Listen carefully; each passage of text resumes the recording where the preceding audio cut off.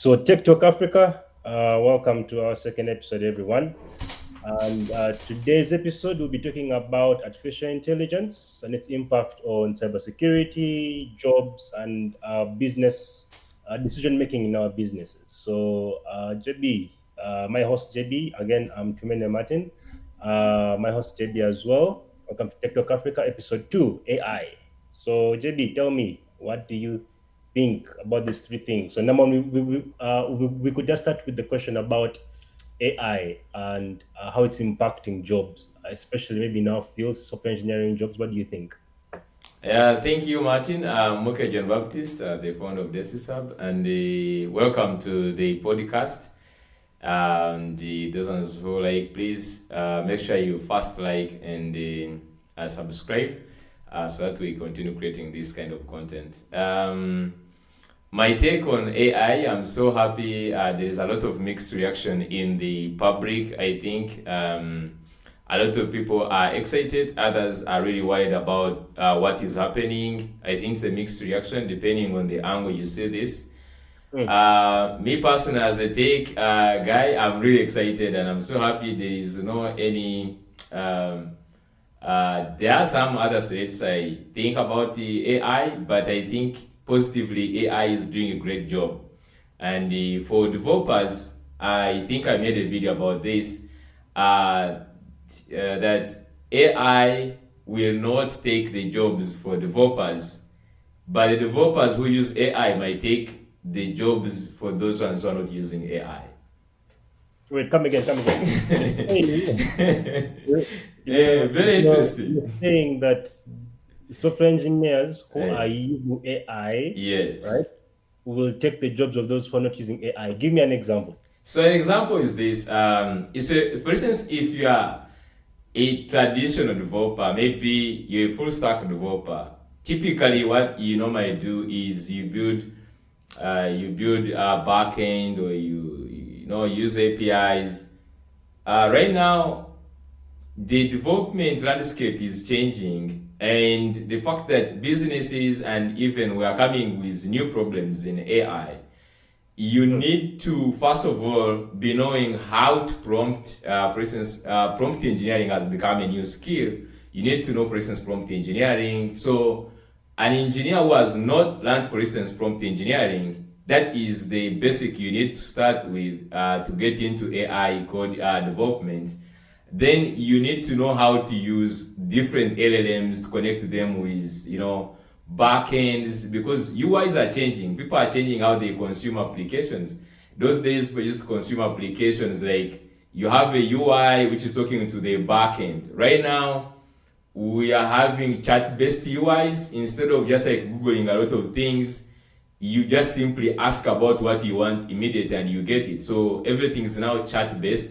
Therefore, some applications will disappear and new jobs of AI integration, building on top of LLMs are going to be the more jobs that are going to be available. Therefore, those engineers who are using AI, who have learned how to integrate AI and they're having a lot of skills in AI, they are going to have a lot of advantage over traditional developers. And Well, eventually they will take the jobs of those ones. if I can also add to that as well. So I Mm, think I see your point as yeah. well.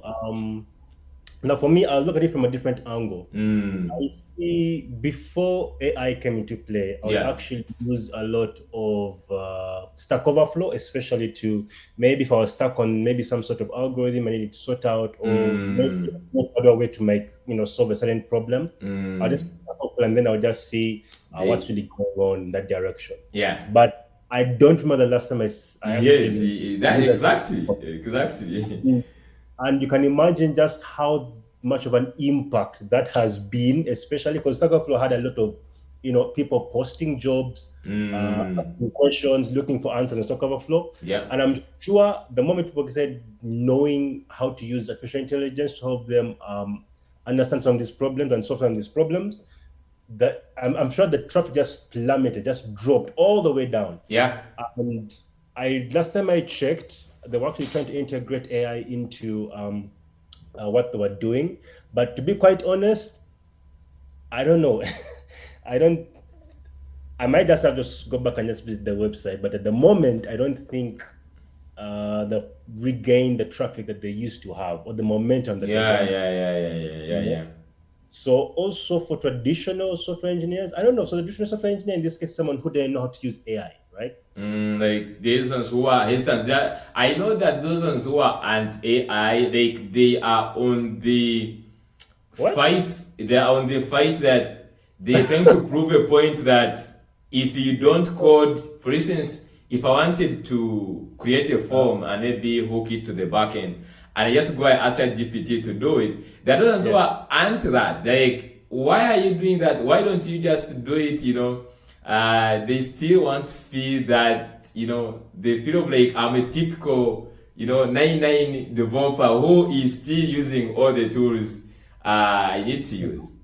So okay, so on that one now that you've just said, so have you met these traditional developers? Yeah, like the fact that I'm a content creator, I meet a lot of people in different aspects, and Yeah, I've also been positioned to advise where I can.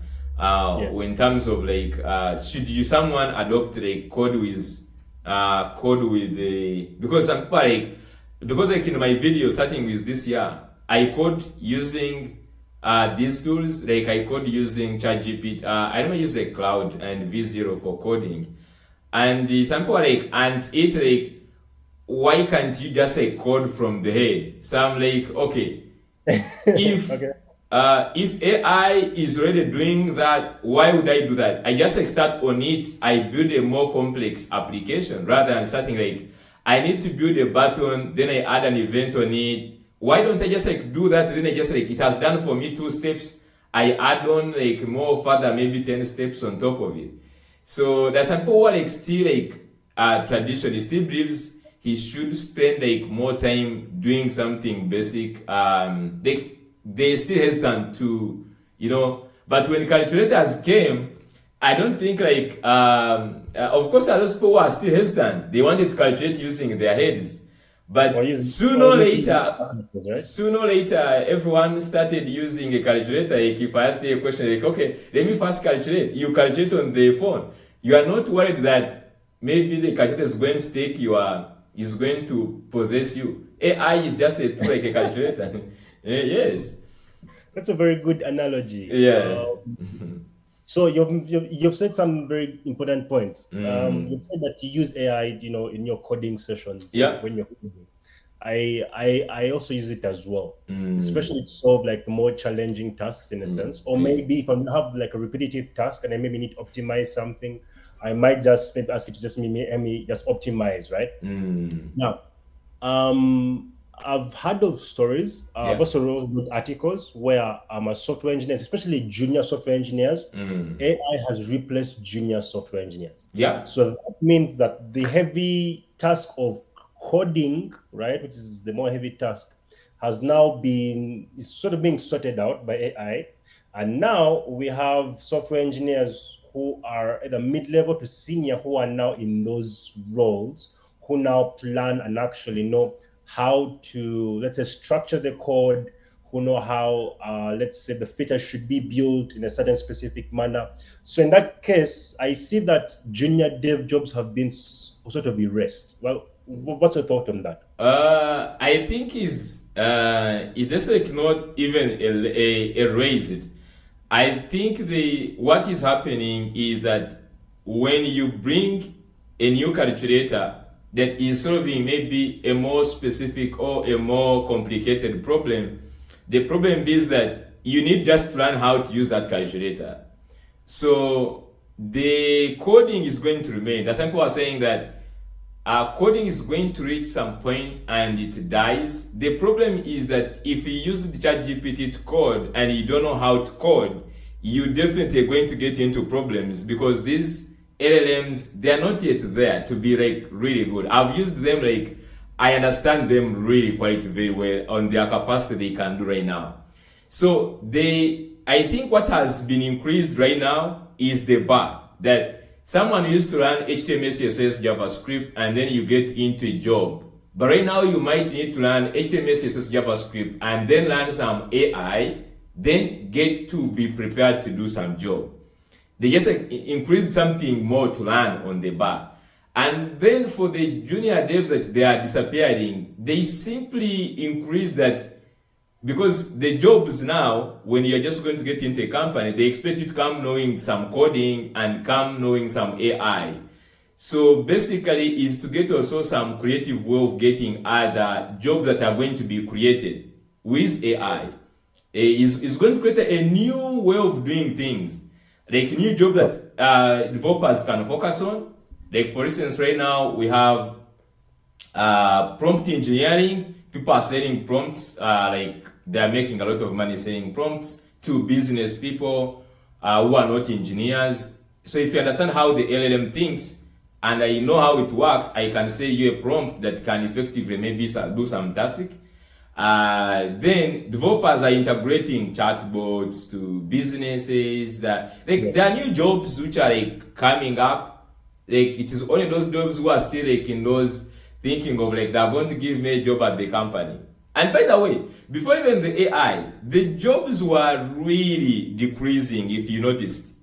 Before the AI. Yes, because people sort of like they are getting into using SaaS-based applications like custom tools. Like people who are building custom tools are like big companies. Small companies are getting into using SaaS tools. That's why you say like the SaaS business has been hitting over the past couple of years. Like people have been into SaaS, because like businesses think of like, am I going to build an accounting software, or should I just simply go to a SaaS application which is providing accounting as a service, and most of them are adopting that. So developers need to be really creative in the space now that we have a GPT plus with all these tools. Okay, we don't have a lot of time here. So I get your point, JB. You're saying that developers software engineers especially need to upgrade their skill sets. They need to learn how to use AI. AI is not going anywhere, so we need to embrace it and learn how to utilize, that specific tool, see what problems or challenges it can solve for business owners. Now, the business owner's perspective, how do you, so our question is, so one of the questions from the viewers is, how does AI impact business decision-making processes right now? What are your thoughts on that? Yeah, I'm sorry, like, when it comes to business, because I have also a business, I think like I'm a little bit like skeptical. Like I haven't seen most people like here in Africa. Even when the AI is training at its highest in Europe and even all other countries with these new models coming in, all these businesses are just using like ChatGPT based, like workers are using ChatGPT to do some tasks, like day-to-day tasks at work. For instance, if your boss wants to write some email to answer something, so employees are using that. Some companies have gone to step ahead to build some AI-based chatbots. I haven't seen so many in Africa because like I will just like go on different websites, see if they have AI-powered chatbots. At least I'll put it on my website to, an AI-powered chatbot that answers questions about my company. But I haven't seen it so much. But I think the business people are also in the transition of understanding how should they bring AI into businesses. However, in Europe, like it has massively been used. Like right now, companies are on 10x. Like they just like taking off some workers. You find a whole company of like 20 people, they have reduced to 6, and they train them how to use AI very well, and then they are doing the same output like those people. So ideally, so what's happening right now is that what you're saying is that we have people using AI in businesses, right? So for example, like writing emails. Yeah. We also have, so here in Uganda, I met someone, and they have an AI company, Nexa AI, right? That's their name. And Nexa AI right now has an AI agent that you can integrate into like your websites, and also into other specific your WhatsApp as well. So Yeah. there's a WhatsApp, and the idea is that it sort of automates, like it sort of acts as a customer Customer service. assistant. Yeah, Mm. customer service assistant. You can Mm. also act as a sales personnel as well to initiate, let's say, like conversational prompts, or conversations on WhatsApp as well. Yeah. And I've seen them do that in a sense. So I've also seen another company also do the same here in Uganda. So I just that AI is just on the rise here as well. Yeah.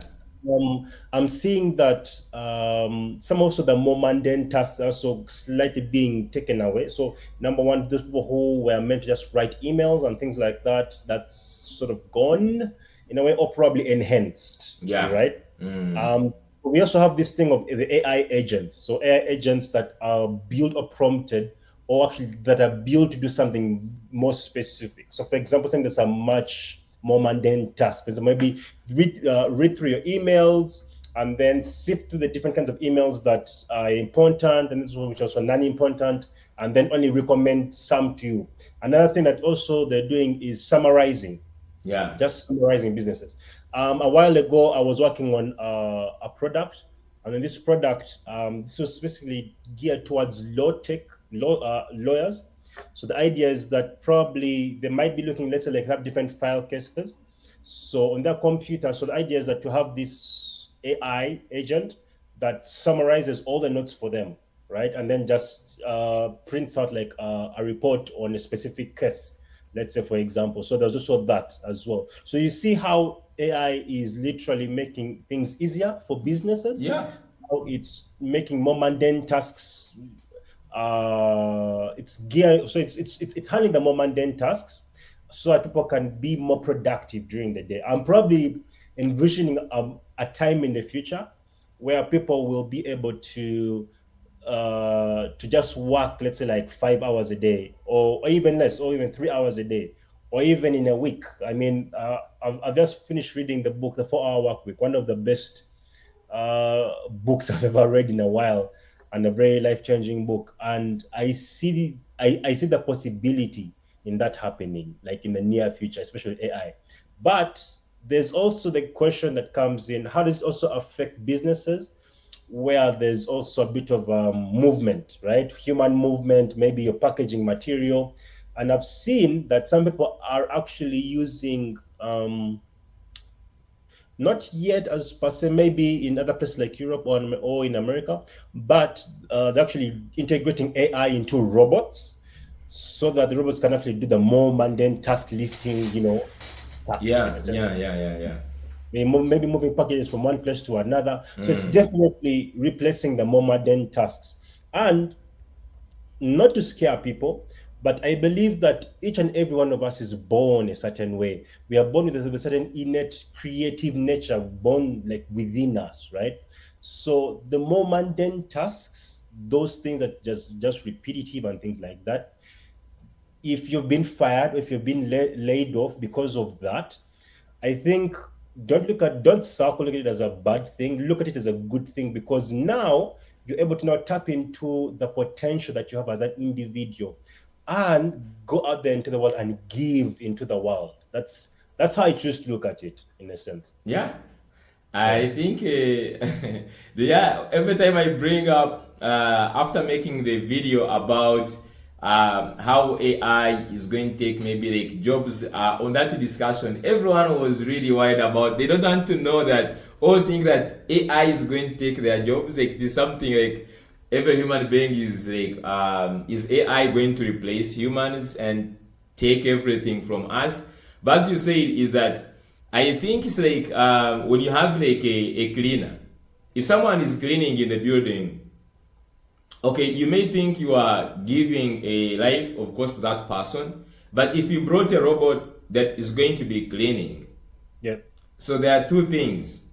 Either the person who has been replaced by the robot is going to see it as something bad, Yeah, yeah, sure. or they could say we can do now a more important task than sweeping. You Yeah. could just look at Exactly. like I can't do something more creative right now than just like sweeping, because you imagine a situation whereby you don't have to think about cleaning your house, Yeah. and you now focus on more more important tasks that maybe requires human intervention, and they require more thinking. I think AI is going to replace those people who don't want to be creative. Like, some people are going to definitely get hurt by this, Exactly. Yeah. but what we should just like also tell them at this point is that you should prepare yourself to change, like with the change. When the Exactly. computer internet revolution came in, people lost jobs. Those ones who are using the post office, you see how post office struggled to catch up because that was their main task. But when emails came in, they were worried.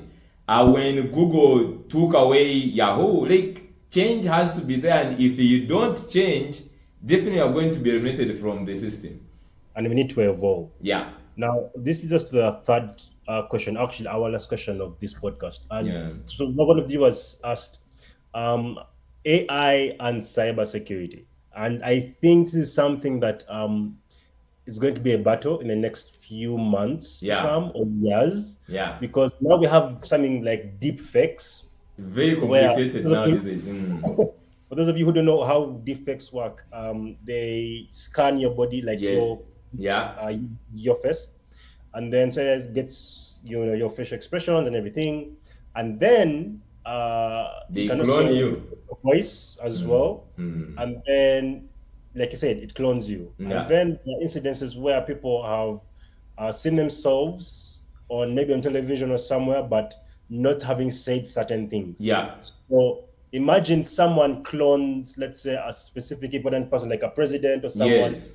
and they say, I'm going to, let's say, like maybe attack maybe this specific nation, Mm. right?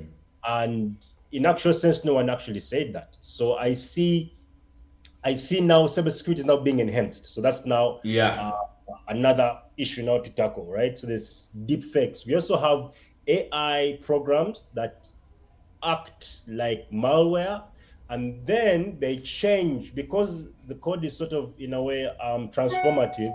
It changes its behavior to stop behaving like malware, right? So It's almost like adaptive. a virus, Mm. almost like a virus that changes, and modifies itself so that But they are called polymorphic malware. polymorphic, exactly. Yes. Mm. So that the white blood cells can easily detect that this is actually a virus. Yeah. So we have AI like that. We also have AI that also can crawl websites Yeah. and also get to scan different applications, software applications or web applications, and look for vulnerabilities. So that task is also being automated, right? So you're literally seeing how AI is also impacting people, or can be used for good and also for bad. Now Yeah. imagine you have bad agents. So those of you who are using AI in your businesses, right? The idea here is that how do you protect? So for example, we have AI around the world. We have DeepSeek from China. We have ChatGPT from the US. Now, recently we have a new AI from France. Yeah. I think EU is now getting in on it, right? I'm also wondering, what about could we also have our own as well? And these AIs, these different models are, I would say, they're biased towards their specific nation. Yeah, you want to say something? Yeah, like right now we are in a very hot seat with cybersecurity, with the abilities that right now AI has, the amount of data that they possess from different people, because we have right now genuinely submitted the data. We are so much at first like not using AI so you could keep some of your data. Right now, since you want to personalize AI to yourself, you submit all your data now willingly to it, and different AIs from different companies. So when you submit it, that's why OpenAI is in the battle with DeepSeek. Is the sort of political in such a way that when Americans, or when you use this AI, where does the data go? What happens to the data? And now that they have all the data, they have ability to create sophisticated cybersecurity attacks. You have seen a first case that was confirmed in UK, where an employee was talking with his boss, and he was prompted to transfer about 240 Southern was transferred. That was the first confirmed case of using AI. They cloned the voice and the money was transferred. We have seen LinkedIn bots they create accounts. They started conversing with employees from different companies, and then they send malware links to these targeted companies. And they are just like AI. They are very really now. They are conversational. They understand everything. We have seen cases here in Uganda. I think you have seen a song that was produced from the late. I think it was one of the musicians in Uganda, the artist in Uganda, Azawi's song. Right? Yes, Azawi, and they reproduced it using a musician who passed away, and it created some mixed reaction of what is going to happen with copyright, and people like, like, how do you monetize that song? Whose song is that even? So it is creating complicated cybersecurity. Right now, there is phishing, there is social engineering. Those days people used to craft the emails themselves, which are like human based. Right now, AI can read Martin, can know about Martin, and then can really send social engineered messages towards this person. And it is very hard to predict that you are being engineered by AI. Exactly. So that's a very interesting topic, especially cybersecurity in AI. I actually think we could have another session about discussion, especially on the AI bit. Yeah. I think we could have this in our episode 3. But for now, our time is well spent. Yeah. But I would say for you out there who've been listening about or to this podcast about AI and its impact on jobs, its impact on decision-making processes in our businesses, and also cybersecurity, I think it's something that's not going to go away. Much in the same way computers or laptops never left, are not going away anytime soon. Yeah. And we're simply just being integrated into these things. I think we need to also be very cautious, but at the same time use it. So it's sort of like a double-edged sword. It can destroy you, but it could also build you as well. So you need to be really sharp out there, especially if you're using AI in your business processes, and also to do a number of things.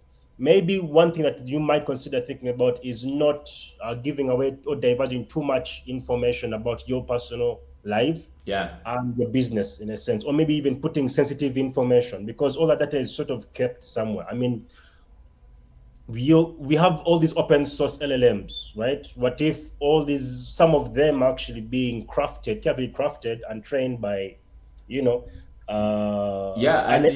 the way, there is one, I think, one case that is very interesting, which is called data poisoning.